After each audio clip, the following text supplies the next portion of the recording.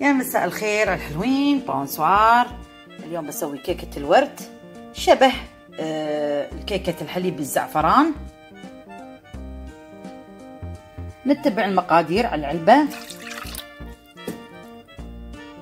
طبعا كيكة بيضة،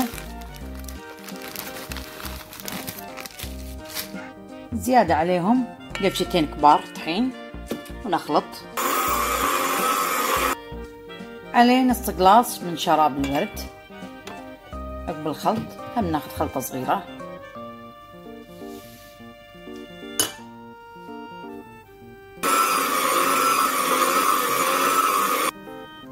ندهن القالب،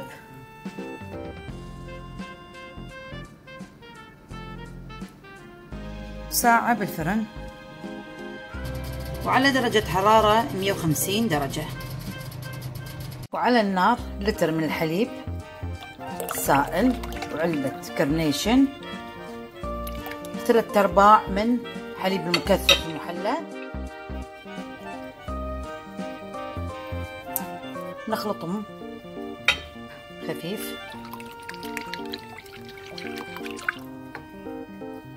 ربع كأس من شراب الورد،